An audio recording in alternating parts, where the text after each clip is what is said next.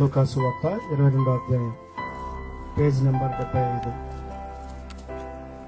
పస్కా అనబడిన పులియని రొట్టెల పండుగ సమీపించను. ప్రధాన యాజకులను శాస్త్రులను ప్రజలకు భయపడేరు గనుక ఆయనను ఎలాగూ చంపింతుమని ఉపాయము వెతుకుచుండిరి. అంతట 12 మంది శిష్యుల సంఖ్యలో చేరిన ఇస్కరియోతు అనబడిన యూదాలో సాతాను ప్రవేశించిన గనుక వాడు వెళ్లి ఆయనను వారికి ఎలాగ అప్పగింపవచ్చునో దానిని గూర్చి ప్రధాన యాజకులతోనూ అధిపతులతోనూ మాట్లాడారు. అందుకు వారు సంతోషించి వానికి ద్రవ్యమీయ సమ్మతించింది. వాడు అందుకు ఒప్పుకొని జనసమూహం లేనప్పుడు ఆయన వారికి అప్పగించుటకు తగిన సమయం వెతుకుచుండెను.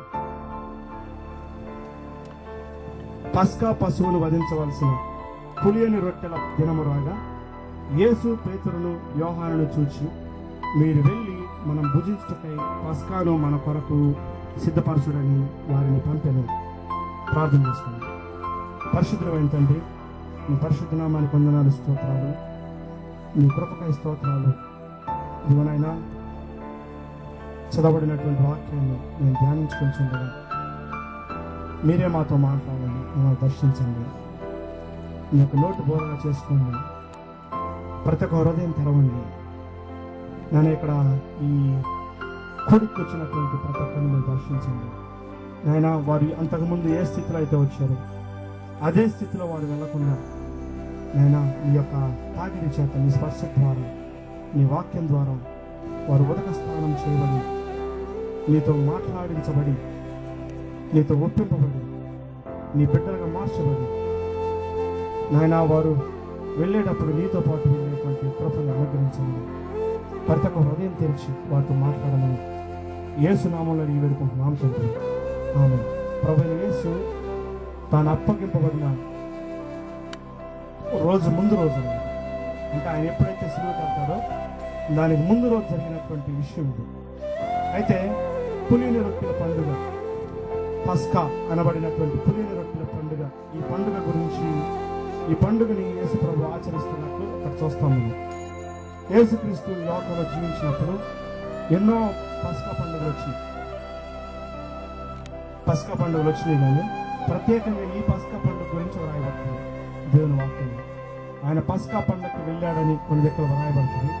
ఆయన పండగలోకి వెళ్ళాడు, పస్కా పండుగలోకి వెళ్ళాడు అని ఉంటుంది. కానీ ప్రత్యేకంగా ఆచరించినట్లు మాత్రం ఈ యొక్క పండుగలో మాత్రం ఉంటుంది, పస్కా పండుగ. అయితే అంతకుముందు మనం చదువుకుంటూ మాట్లాడుతూ కొన్ని విషయాలను ధ్యానించాం.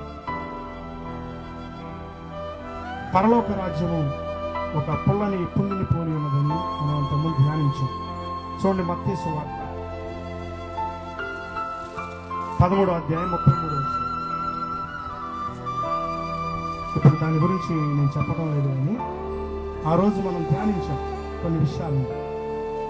పొంగని పిండి గురించి, పులియని రొట్టెల పండుగ గురించి మీకు అందరికి గుర్తుందో లేదో, మరి ఎంతమంది విని మర్చిపోయారు? ఇలా విని అలా వదిలేసేస్తే వాక్యం మన జీవితాల్లో ఫలింపదు. కానీ వాక్యాన్ని విని మనం హృదయాన్ని భద్రపరుచుకొని ఆ వాక్యానుసారంగా మనం జీవించాలి. పులిసినటువంటి పిండి గురించి అపోస్తలుడైన పౌలు చెప్తూ రాస్తాడు. ఏమనంటే అది దుష్టత్వానికి సంబంధించింది, అది గతకాలపు అనుభవానికి సంబంధించింది. చిన్నని కొంచెం పులిసిన పిండి ఒక ముద్దలో ఉంటే ఆ పిండి మొత్తం పాడైపోతుందని వాక్యం సెలవిస్తుంది. అయితే ఆ పిండి మొత్తం ఆ కొంచెం పొలని పిండి వలన ఆ ముద్ద మొత్తం ఎలా పాడైపోతుందో, అలాగే మన జీవితాల్లో ఏదైనటువంటి పులిసిపోయినటువంటి అనుభవాలు, అంటే గతకాలపు అనుభవాలు, అంతకుముందు ఏ జీవితాన్ని అయితే జీవించామో అదే జీవితం మళ్ళీ మన జీవితాల్లో పునరావృతం అయిందనుకో, అది పులిసిన పిండి అనుభవానికి సంబంధించింది. పులిసింది దేవునికి హేయకరమైంది. పులిసిన పిండిని తినేవాడు ఆ జనుల్లో నుంచి కొట్టివేయబడతాడు అని మనం ధ్యానించాం అంతకుముందు. పులిసినటువంటి పిండిని తిన్నవాడు జనుల్లో నుంచి కొట్టివేయబడతాడని వ్రాయబడింది. అలాగే ఇక్కడ పస్కా పండుగ గురించి కూడా ఆ రోజు మనం ధ్యానించాం. ఆ పస్కా పండుగ రోజే పులిసినటువంటి పిండి గురించి అక్కడ వ్రాయబడుతుంది. పులినటువంటి రొట్టెలు తినాలి ఆ రోజు. పులి అయినటువంటి రొట్టెల్ని అంటే పులిసింది కాకుండా పొలం ఉన్నటువంటిది తినాలి. ఒకవేళ పులిసినటువంటిది ఎవరైనా తిన్నారనుకో ఆ జనుల్లో నుంచి కొట్టివేయాలి. అలాగే ఇశ్రాయేలీల ఆచారం ఏంటంటే పస్కా పండుగ అనేది సంవత్సరానికి ఒకసారి వచ్చింది. పస్కా పండుగ. ఆ పస్కా పండుగకి ఎవరైనా హాజరవ్వలేదనుకో వారిని జనుల్లో నుంచి కొట్టివేస్తారు. వాళ్ళు ప్రపంచ దేశాలు ఎక్కడున్నా కానీ ఇశ్రాయేలు దేశం ఇప్పటికీ జరుగుతుంది. ఆ పస్కా పండుగ ఇప్పటికీ కూడా జరుగుతూ ఉంది. ఈ పస్కా పండుగ అంటే ఏంటంటే అది ఇప్పుడు మనం చదువుతాం. పస్కా పండుగ గురించి దాని గురించి ధ్యానం చేస్తాం. పస్కా పండుగ అంటే పాస్ ఓవర్ అంటారు. పాస్ ఓవర్ ఇంగ్లీష్ లో పస్కా పండుగ. ఈ పస్కా పండుగకి అమెరికా, జపాన్, ఇంగ్లాండ్, రష్యా అంటే ప్రపంచ దేశాల్లో ఏ మూలలు ఉన్నా కానీ వాడు ఆ పండగ రావాలి. ఆ పండగ రాలేదనుకో జనుల్లో నుంచి కొట్టేస్తారన్నమాట. అంటే దేవుని బిడ్డలుగా ఉండరు ఇంకా. అంటే దేవుని బిడ్డలుగా ఉండటం కోసం దేవుడు కొన్ని నిబంధనలు చేశాడు. ఇదిగో నేను మీ దేవుణ్ణి ఉంటాను, మీరు నా ప్రజలై ఉంటారు. కానీ మీరు చేయాల్సినటువంటి పని ఏంటంటే ఈ పస్కా పండుగను ఆచరించాలి. సంవత్సరానికి ఒకసారి వచ్చింది ఆ పండుగ. ఇశ్రాయేలులో ఎవరైనా సరే, అంటే ఇశ్రాయేలీలు ఎవరంటే దేవుడి బిడ్డలు. దేవుడి బిడ్డలు ఎవరైనా సరే ఆ పండగకి అటెండ్ అవ్వాలి. లేకపోతే జనుల్లో నుంచి వాళ్ళు కొట్టేస్తారన్నమాట. కొట్టేయటం అంటే జనాభా లెక్కల నుంచి కొట్టేయటం కాదు. దానిలోనైనా పర్వాలేదు, జనాభా లెక్కల నుంచి కొట్టేస్తే వాడు జీవిస్తూనే ఉంటాడు. కానీ దేవుని బిడ్డగా కొట్టేశారనుకో ఇంకో అసలు దేవుడి బిడ్డ కాదనమాట. వాడు అపవాద సంబంధం అయిపోతాడు. పస్కా పండుగ అనేది అంత కఠినంగా వారు ఆచరిస్తారు. పస్కా పండుగ అంటే అంత శ్రేష్టమైన పండుగ. ఇటువంటి పండుగని యేసుక్రీస్తు తాను అప్పగింపబోయే ముందు రోజు చేశాడు ఈ పండుగ. ఎందుకని అలా చేశాడు? ఏదో గొప్ప విషయం దానిలో దాగి ఉంటుంది. అంటే పస్కా పండుగని ఆయన శిలువ మీదకి వెళ్ళబోయే ముందు రోజు ఆ పస్కా పండుగను చేశాడు. ఆ పస్కా పండుగ చేశాడు అంటే దాని ఆంతర్యం ఏమై ఉంటుంది? పస్కా పండుగని చేశాడు. దాని ఆంతర్యం ఏమై ఉంటుంది? ఆయన ఎన్నో పనులు చేశాడు కానీ పస్కా పండుగను మాత్రమే, అంటే ఆ రోజు ఆయన పాటించాడు పస్కా పండుగ. అది దేనికి సాదృశ్యంగా ఉంది? ఆ పస్కా పండుగ ఏంటి అనేది మనం ధ్యానిద్దాం. పస్కా పండుగ దాని గురించి. అయితే ఇశ్రాయేలీలు కూడా ఈ పస్కా పండుగను చేశారు. నిర్గమకాండం 12వ అధ్యాయంలో దీని గురించి రాయబడింది. నిర్గమకాండం 12వ అధ్యాయం. దీనిలో ఏం చేస్తారంటే వారు ఐగుప్తు దేశంలో ఉన్నారు. మొట్టమొదటిగా ఐగుప్తు దేశంలో ఉన్నప్పుడు వారు కఠిన బానిసత్వంలో ఉన్నారు. కఠిన బానిసత్వంలో అంటే ఎలాంటి బానిసత్వం అంటే ఒక ట్రాక్టర్లో మట్టి ఉందనుకో, ఆ మట్టి ఒక ట్రాక్టర్కి తోలాలి లోడు. ఒక మనిషి దాదాపు 8 ట్రక్కులు తోలాలి. ఒక మనిషి 8 ట్రక్కులకి మట్టి ఎత్తగలరా? వాళ్ళు ఎత్తుతారు. అట్లా చేసే వాళ్ళు కఠినమైనటువంటి బానిసత్వం. ఎన్ని సంవత్సరాలు? 400 సంవత్సరాలు. ఇశ్రాయేలీలు కఠిన బానిసత్వంలో ఉన్నారు. 400 సంవత్సరాలు కఠిన బానిసత్వంలో. ఆ కఠిన బానిసత్వంలో ఉన్నప్పుడు ఇశ్రాయేలు ప్రార్థన చేశారు, ప్రభువా ఇది నేను కఠిన బానిసత్వాన్ని మేము భరించలేకపోతున్నాం. మీరైతే మమ్మల్ని చిత్రహింసలకు గురి చేస్తున్నారు. అంటే ఎలాంటి బానిసత్వం అంటే ఒక ముసలోడు, చచ్చిపోయేటువంటి ముసలోని కూడా తీసుకుని వచ్చి ఈ ఇటుకరాలు చేసేటువంటి పనికి వాడిని తీసుకుని వెళ్ళి ఆ మట్టిని తొక్కుతా ఉన్నాడు అనమాట. మట్టిని తొక్కుతా ఉండంటే ఒక గంట తొక్కితే మనకి ఏమైతే తెలుస్తుంది. కానీ వాడు ఆ రోజంతా ఉదయం నుంచి సాయంత్రం దాకా తొక్కుతూనే ఉండాలి. ఎంత మట్టిని? చాలా మట్టిని, ఎకరాల స్థలాల్లో అటువంటి బానిసత్వం అటు చేస్తా ఉంటే మళ్ళీ కొరడ తీసుకు పట్టడం గందరగోళం చేస్తూ ఉంటారు. అటువంటి బానిసత్వంలో ఉన్నటువంటి వాళ్ళని మగ్గినటువంటి ఆ రోజుల్లో ఉన్నటువంటి ఇశ్రాయేలు జనాలు వారు ప్రార్థన చేస్తారు, ప్రభావ కష్టాన్ని మేము భరించలేకపోయింది. ఎందుకని వాళ్ళని 400 సంవత్సరాలు ఆ బానిసత్వంలో తీసుకున్నారు అంటే ఇశ్రాయేలు పాపం చేసి దేవుడు చెప్పినటువంటి మాటను వదిలిపెట్టి, దేవుడు చెప్పినటువంటి ఆజ్ఞను వదిలిపెట్టి ఉల్లంఘించి వాళ్ళు దేవుడికి విరోధంగా, దేవుణ్ణి కాకుండా ఈ లోక సంబంధమైనటువంటి లోకానుసారంగా జీవించడం వల్ల దేవుడు వారిని ఆ బానిసత్వం కిందకి పంపించేశారు. 400 సంవత్సరాలు. ఆ 400 సంవత్సరాలు కఠిన బానిసత్వంలో ఉంటుండగా వారు కన్నీరుగా చేర్చి ప్రార్థన చేస్తా ఉందంటే అప్పుడు దైవజనుడైనటువంటి మోషే అనేటువంటి ఒక ప్రవక్తని వారి దగ్గర పంపిస్తారు. దైవజనుడైనటువంటి మోషే వారి దగ్గరికి వచ్చి వారి బంధకాల్లో నుంచి, వాళ్ళకు ఉన్నటువంటి శ్రమల్లో నుంచి, వారి కన్నీటిలో నుంచి ఆ దైవజనుడైనటువంటి మోషే ఆ ఫరో రాజు ఎవరైతే ఆ బానిసత్వాన్ని చేయిస్తున్నాడో ఆ ఫరో రాజుతో మాట్లాడి ఆ బానిసత్వంలో నుంచి విడిపించి తీసుకుని వస్తాడు మోషే. ఆ మోషే ఏం చేస్తాడంటే వాళ్ళ దగ్గరికి వెళ్ళి వాళ్ళని తీసుకుని వచ్చేటప్పుడు దేవుడు అతనితో మాట్లాడుతూ అంటాడు, మీరు పస్కా పండుగ ఆచరించి రావాలి. ఎక్కడి నుంచి రావాలి? ఐగుప్తులో నుంచి పస్కా పండుగ ఆచరించి ఆ తర్వాత పాలు తేనెలు ప్రవహించు దేశం కనాను దేశం, ఆ దేశానికి రావాలి అని చెప్తాడు. అక్కడ పాలు తేనెలు ప్రవహించే దేశం అని వ్రాయబడింది. నిజంగానే పాలు తేనెలు ప్రవహించే దేశమేనా అది? మరి బైబిల్లో ఒక మాట రాసిందంటే అది నిజమేనా కాదా? మీకు ఒకసారి చెప్పాను ఒక ఎగ్జాంపుల్. యోనా అనేటువంటి వాడిని తిమింగలం మింగింది అని చెప్పాను. ఒక ఆయన అడిగాడు, యోనాని తిమింగలం మింగిందా? మనిషిని తిమింగలం మింగిందా? నిజమేనా ఇది అని ఒక ఎదుటిన్నటువంటి వాక్యం వినేటువంటి వ్యక్తిని అడిగాడు. అడగంగానే ఆయన అన్నాడు, యోనాని తిమింగలం మింగింది, అది వాస్తవమే, బైబిల్లో రాసింది, నేను నమ్ముతున్నాను. బైబిల్లో ఏది వ్రాయబడి ఉందో దాన్ని నేను నమ్ముతున్నాను, అది బాగానే ఉంది. కానీ యోనా పోయి తిమింగలాన్ని మింగాడు అని బైబిల్లో రాసి ఉంటే దాన్ని కూడా నేను నమ్ముతాను అన్నాడు. ఆయన అంత విశ్వాసం. హల్లెలూయా. అయితే తిమింగలం అనేది ఎంత పెద్దదంటే చాలా పెద్దది అనమాట. అది చాలా పెద్దది. స్టీమర్ ఉంది తెలుసా? స్టీమర్ చూసారా?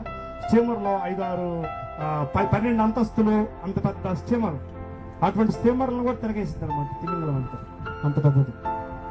అయితే ఆ దైవజనుడు అన్నాడు, ఆ వాక్యం వినేటువంటి ఆయన అన్నాడు, ఒక మనిషి తిమింగలం అంత పెద్ద చేపను మింగినా గానీ అది రాసి ఉందంటే బైబిల్లో, దాన్ని కూడా నేను నమ్ముతానన్నాడు. అంటే దేవుణ్ణి ఎంత చక్కగా నమ్మాడు చూడండి. అయితే బైబిల్లో వ్రాయబడి ఉంది పాలు తేనెలు ప్రవహించే దేశం అని, కానాను దేశం. పాలు తేనెలు ప్రవహించే దేశం అంటే పాలు తేనెలు ప్రవహిస్తాయా? నిజంగానే ప్రవహిస్తాయి. అక్కడ పాలు తేనెలు నిజంగానే ప్రవహిస్తాయి. తేనె తుట్టు ఉందంటే అది పెద్ద ఒక చెట్టు అంత తేనె తుట్టు ఉంటుంది. దాన్ని ఏదైనా వెళ్ళి అట్లా కొట్టింది అనుకో, అప్పుడేమవుతుంది? కారుతా ఉంటుంది జలాలుగా. పాలు తేనెలు ప్రవహించి నిజమైన దేశం. సంఖ్యాకాండంలో ఒక మాట రాసి ఉంటుంది, ఏమనంటే అక్కడ ద్రాక్ష గెల ఉంది. ఆ ద్రాక్ష గెల అంటే ఎంత ఉంటుంది మామూలుగా? మహా అయితే ఎంత ఉంటుంది? మహా అయితే ఈ జానంత ఉంటుంది.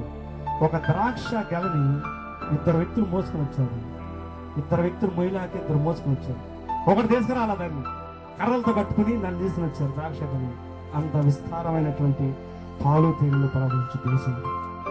దేవుడు చెప్పాడు, వాళ్ళు బానిసత్వం అంటే, అయ్యా మీరు కరువుని భరించలేదు, మీరు ఈ శోధనలు భరించలేదు, ఇదిగో నేను చూపిస్తున్నటువంటి ఆ దేశానికి వెళ్ళాను, పాలు తేనెలు ప్రవహించు కనాను దేశం రండి అని దేవుడే వారి పక్షాన్ని వాళ్ళని ఆ కనాను దేశాన్ని తీసుకెళ్ళాడు. కానీ కనాను దేశాన్ని తీసుకెళ్ళాడు కదా, కనానుకి తీసుకెళ్ళిన తర్వాత మళ్ళీ అక్కడ కరువు వచ్చింది. కరువు రావటం ఏంటి?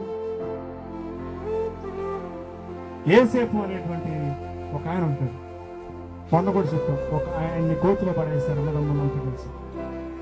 ఆ దేశంలో వాళ్ళు నివసిస్తూ ఉన్నటువంటి ఆ దేశంలో తర్వాత మళ్ళీ కరువు వచ్చింది. అప్పుడు యోసేపు ఐగుప్తులో ప్రధానమంత్రి అయ్యి ధాన్యాన్ని పంపిస్తాడు ఇశ్రాయేలు నేర్పించడానికి. మళ్ళీ కనాన్లో కరువు రావటం ఏంటి? మళ్ళీ కనాన్లో కరువు వచ్చింది. ఎందుకు వచ్చింది మేడం? కరువు అనేది ఎక్కడ వస్తుంది? శాపం కింద ఉన్నటువంటి వారికి వస్తుంది కరువు. మనం దేవుని బిడ్డలుగా జీవిస్తూ ఉండి ఇంకా అదే కరువు కింద మనం ఉన్నామంటే మనం ఇంకా శపించబడినటువంటి వారిని. దేవుడు అన్నాడు, నిశ్చయంగా నేను దీవించి ఆశీర్వదిస్తాను. నీవు నా యొక్క హృదయానికి అనుకూలంగా నువ్వు నా వాక్యానుసారంగా జీవిస్తే నేను దీవించి ఆశీర్వదిస్తాను అన్న దేవుడు. కానీ మనం ఆ విధంగా జీవించకుండా ఉండటం వల్ల మన జీవితాల్లో కరువు ఏర్పడుతుంది. అయితే కనాను దేశంలో కూడా కరువు వచ్చింది. ఎంత భయంకరమైన విషయం!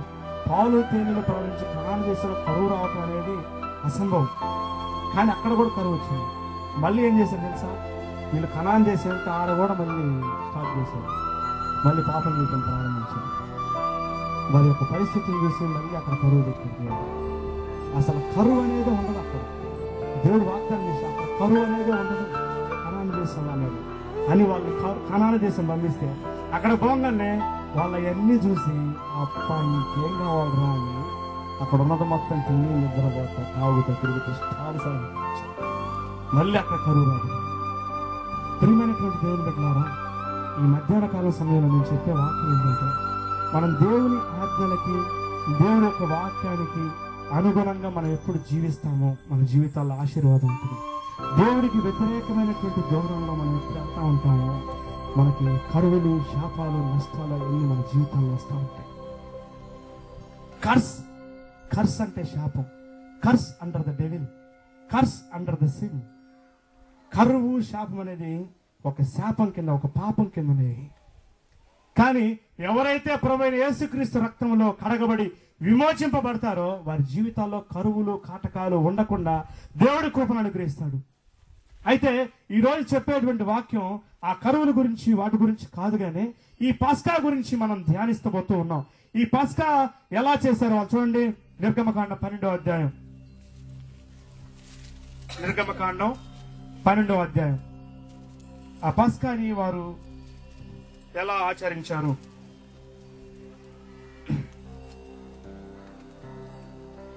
నిర్గమకాండం 12వ అధ్యాయం 2వ వచనం. నెలలో ఈ నెల మీకు మొదటిది, ఇది మీ సంవత్సరమునకు మొదటి నెల. చాలుగా. అయితే 3వ వచనం, మీరు ఇశ్రాయేలీయుల సర్వ సమాజముతో ఈ నెల దశమి నాడు వారు తమ తమ కుటుంబముల లెక్క చొప్పున ఒక్కొక్కడు గొర్రె పిల్లనైనను మేక పిల్లనైనను, అనగా ప్రతి ఇంటికి ఒక గొర్రె పిల్లనైనా ఒక మేక పిల్లనైనా తీసుకుని రావాలను. ఆ పిల్లను తినుటకు ఒక కుటుంబం చాలకపోయిన ఎడల వాడు వాని పొరుగువాడును తమ లెక్క చొప్పున వాడిని తీసుకుని రావాలను. 6వ వచనం, నిర్దోషమైన ఏడాది మగపిల్లను తీసుకుని రావాలను. గొర్రెల్లో నుండి అయినను మేకల్లో నుండి అయినను దాన్ని తీసుకుని వచ్చును. అయితే ఎలాంటి గొర్రెందమన్నాడు? ఎలాంటి గొర్రెందమన్నాడు? నిర్దోషమైనటువంటిది. నిర్దోషమైన గొర్రెను గాని మేకను గాని తీసుకురావాలి అని చెప్తున్నాడు. అయితే 7వ వచనం, ఈ నెల 14వ దినము వరకు మీరు దానిని ఉంచుకునేవాళ్ళను. తరువాత ఇశ్రాయేలు సమాజపు వారందరూ తమ తమ కూటములలో సాయంకాలమందు దాన్ని చంపి దాని రక్తం కొంచెం తీసి తాము దాన్ని తిని ఇండ్ల ద్వారబందరపు 2 నిలువు కమ్ముల మీద పై కమ్మి మీదను చల్లి ఆ రాత్రియే వారు అగ్ని చేత కాల్చబడిన ఆ మాంసమును పొంగని రొట్టెలను తినవలను. చేదు కూరలతో దాన్ని తినవలను. దాని తలను, దాని కాళ్లను, దాని ఆంత్రములను అగ్నితో కాల్చి దాన్ని తినవలను. అయితే ఇక్కడ చెప్తున్నాడు, ఏమని చెప్తున్నాడు అంటే, నిర్దోషమైనటువంటి గొర్రెను గాని మేకను గాని తీసుకుని రావాలి. దాన్ని చంపి ఆ యొక్క రక్తాన్ని దారబంధరాలకు పూయాలి, నిలువు కమ్ములకు పూయాలి అని చెప్తున్నాడు. అయితే ఈ యొక్క ఆ తర్వాత చేదు కూరలతో దాన్ని తినాలి అని చెప్తున్నాడు. ఈ పస్కా పండుగలో చేదు అనేది ఎందుకు వచ్చింది?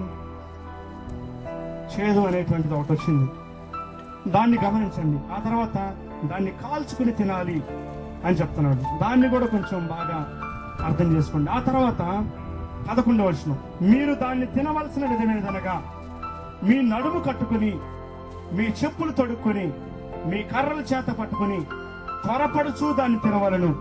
అది యెహోవాకు పస్కా బలి. ఎలా తినాలి? మీ నడుము కట్టుకుని మీ చెప్పులు తొడుక్కుని మీ కర్రల చేత పట్టుకుని త్వరపడుచు దాన్ని తినాలి. అది యెహోవాకు పస్కా బలి. ఈ తింటమైంది వెరైటీగా ఉంది. ఇది చెప్పులు వేసుకుని తినాలి, చేతులతో కర్రలు పట్టుకుని తినాలి, ఇంకా నడుము కట్టుకుని తినాలి, ఇంకా ఎలా తినాలి? త్వరపడి తినాలంట. త్వరగా ఆత్రంగా తినాలి. త్వరపడి అంటే ఆతురతగా తినాలి, త్వరపడి తినాలి. చెప్పులు వేసుకుందాం, మీద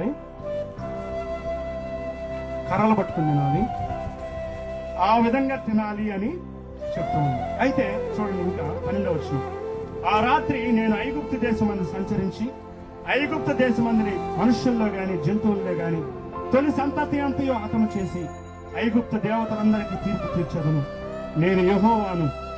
మీరున్న ఇండ్ల మీద ఆ రక్తం మీకు గుర్తుగా ఉండును. నేను ఆ రక్తమును చూచి నేను ఆ రక్తమును చూచి మిమ్మల్ని నశింప చేయక దాటిపోయేదను. నేను ఐగుప్తు దేశమును పాడు చేసి ఉండగా మిమ్ము సంహరించుటకు తెగులు మీ మీదకి రాదు. కాబట్టి ఈ దినము మీకు జ్ఞాపకార్థమైన తగును. మీరు యెహోవాకు పండగగా దాన్ని ఆచరింపవలను, తరతరములకు నిత్యమైన కట్టడగా దానిని ఆచరింపవలను. 7 దినములు పులియని రొట్టెలను తినవలను. సరే, అదంతా వినండి. ఇక్కడ వ్రాయబడి ఉంది ఏమనంటే, ఆ యొక్క గొర్రె యొక్క రక్తాన్ని ద్వారబంధనం మీద పూయాలి. ఎక్కడైతే ఆ యొక్క గొర్రె పిల్ల రక్తము ఏ కుటుంబానికైతే రాయకుండా ఉంటుందో ఆ కుటుంబం మీదకి మరణదోత వచ్చి ఆ కుటుంబంలో ఉన్నటువంటి వారందరినీ చంపేస్తుంది అని వాక్యం సెలవిస్తుంది. ఈ రక్తపు మరకని ద్వారబంధరాల మీద పూయాలి అని. ఎవరైతే ఆ యొక్క ద్వారబంధరాల్లో నుంచి దాన్ని పుయ్యరో వారిని కొట్టివేయబడుతుంది, వాళ్ళు మరణిస్తారు అని వాక్యం సెలవిస్తుంది. అంతేకాకుండా ఇంకేం చెప్తారంటే చూడండి 21వ వచనం.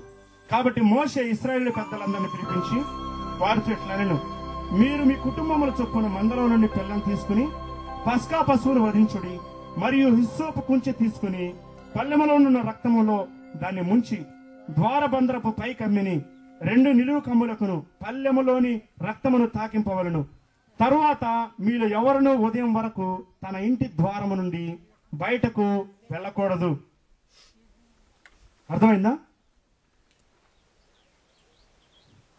మనం ఆచరిద్దాం ఈ పండుగని. ఇంట్లో నుంచి బయటికి రాకూడదంట. వస్తే ఏమైతే తెలుసా, వాడు చచ్చిపోతాడు. ఇంట్లో నుంచి బయటకు వచ్చినవాడు చచ్చిపోతాడు. అయితే చూడండి 23వ వచనం. యెహోవా ఐగుప్తీయులను హతము చేయుటకు దేశ సంచారం చేయొచ్చు, ద్వారబంధపు పై కమ్మి మీదను 2 నిలువు కమ్ముల మీదను ఉన్న రక్తమును చూచి యెహోవా ఆ తలుపును దాటిపోవును.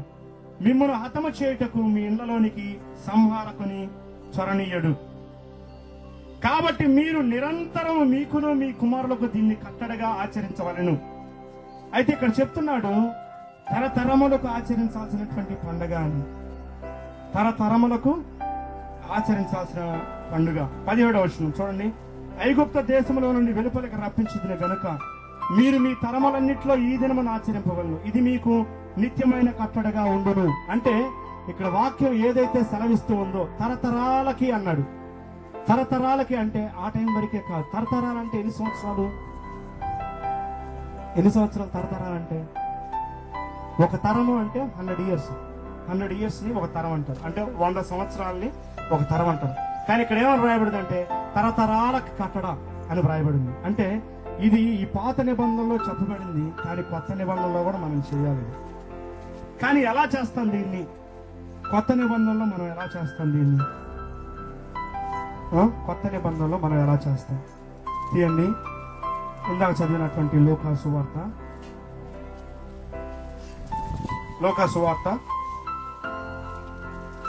22వ అధ్యాయం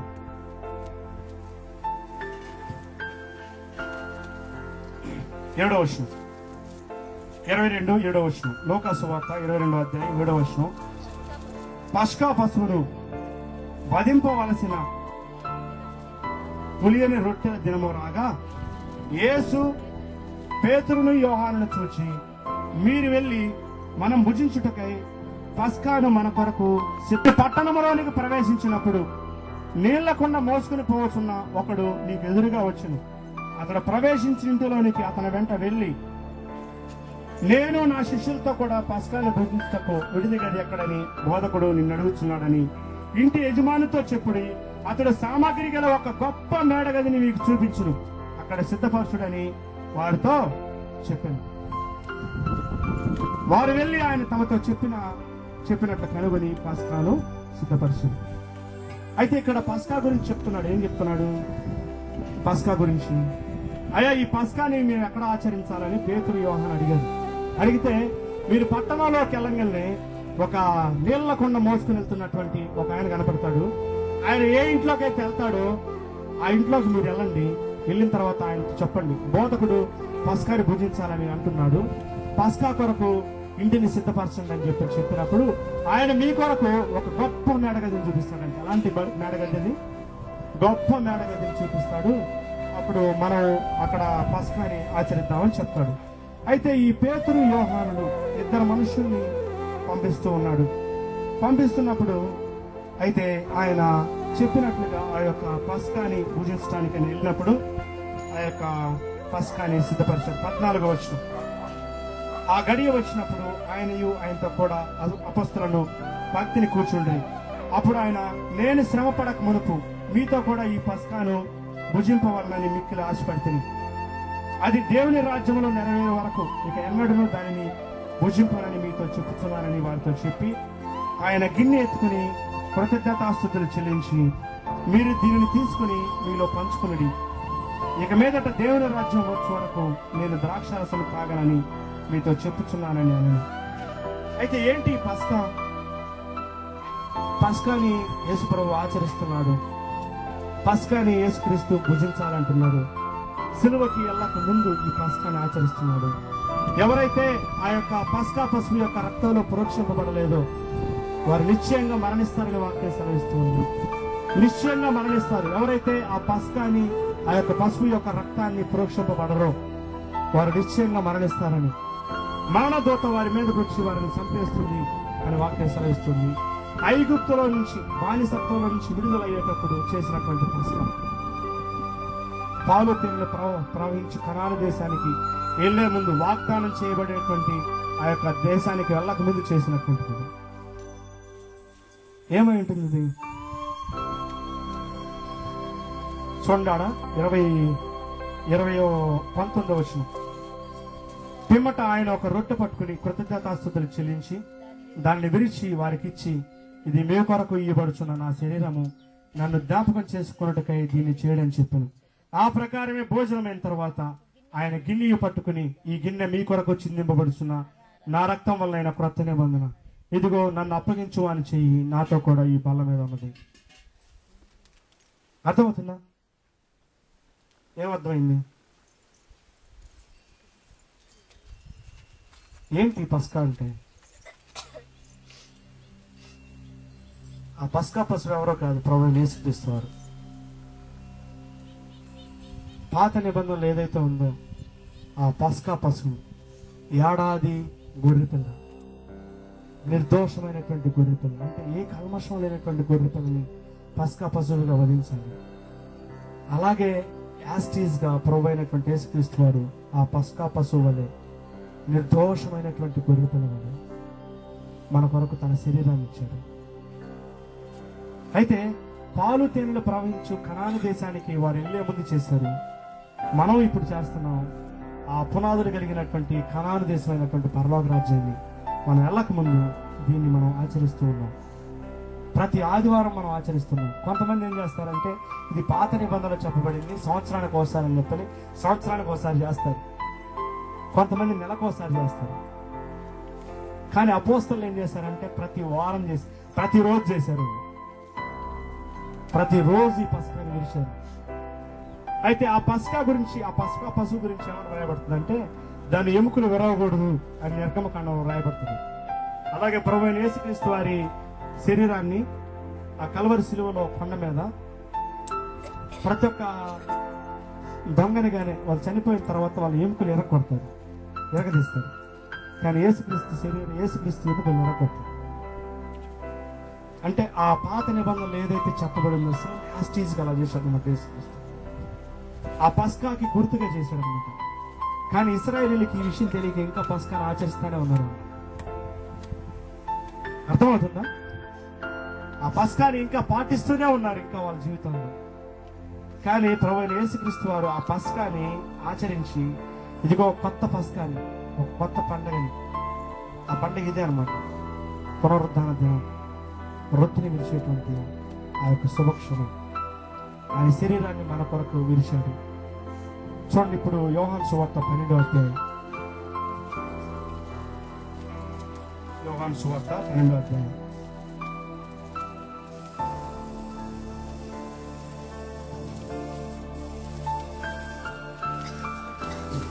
యోహాను సువార్త 12వ అధ్యాయం.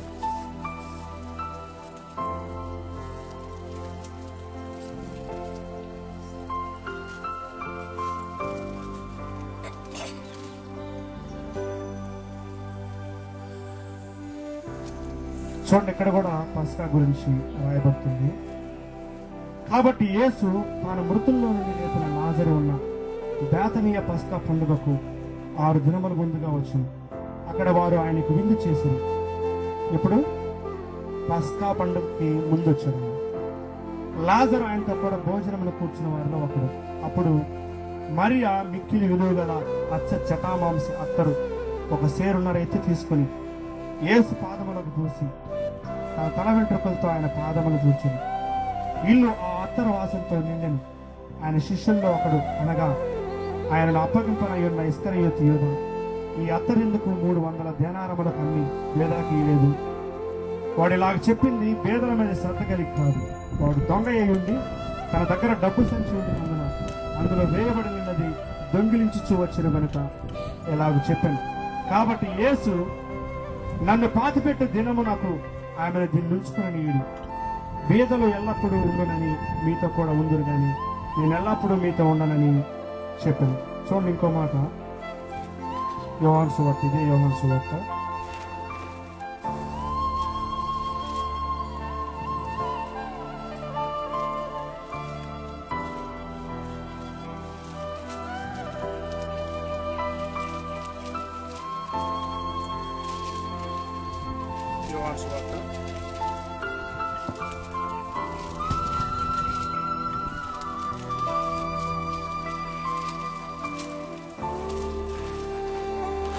6వ అధ్యాయం. యోహాను సువార్త 6వ అధ్యాయం.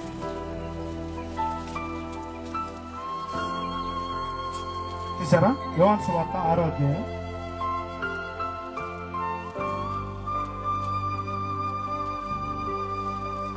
27వ వచనం. క్షయమైన ఆహారం కొరకు కష్టపడుడు గాని పడకుడు గాని నిత్య జీవం కలుగు చేయు అక్షయమైన ఆహారం కొరకు కష్టపడుడి. క్షయమైన ఆహారం అంటే నశించిపోయే ఆహారం. మనం చాలా మంది కష్టపడుతుంటాం కదా. నశించిపోయేటువంటి ఆహారం కొరకు కష్టపడకుడు గాని నిత్య జీవం కలుగు చేయు అక్షయమైన ఆహారం కొరకు కష్టపడుడి. అంటే నిత్య జీవాన్ని కలుగు చేసేటువంటి యుగయుగాలు ఉండేటువంటి ఆహారం కొరకు కష్టపడుడి. మనుష్య కుమారుడు దానిని మీకు ఇచ్చును. ఇందుకై తండ్రి అయిన దేవుడు ఆయనకు ముద్ర వేసి ఉన్నాడని చెప్పాను. 28వ వచనం. వారు మేము దేవుని క్రియలు జరిగించుటకు ఏమి చేయవాలని ఆయన అడుగుగా, యేసు ఆయన పంపిన వాని యందు మీరు విశ్వాసం ఉంచటమే దేవుని క్రియ అని వారితో చెప్పాను. వారు అట్లయితే మేము చూచి నిన్ను విశ్వసించుటకు నీవు ఏ సూచక్రియ చేస్తున్నావు, ఏమి జరిగించున్నావు, భుజించుటకు పరలోకము నుండి ఆయన ఆహారం వారికి అనుగ్రహించను అని వ్రాయబడినట్లు మన పితరులు అరణ్యములో మన్నాను భుజించరని ఆయనతో చెప్పిరి. కాబట్టి యేసు, పరలోకము నుండి వచ్చు ఆహారము మోషే మీకు ఇయ్యలేదు, నా తండ్రియే పరలోకము నుండి వచ్చు నిజమైన ఆహారం మీకు అనుగ్రహించుతున్నాడు. పరలోకము నుండి దిగివచ్చి లోకమునకు జీవమునిచ్చినది ఆహారమై ఉన్నదని చెప్పాను. అయితే ఇక్కడ చెప్తున్నాడు, పరలోకము నుంచి వచ్చే ఆహారం నేనే అని చెప్తున్నాడు.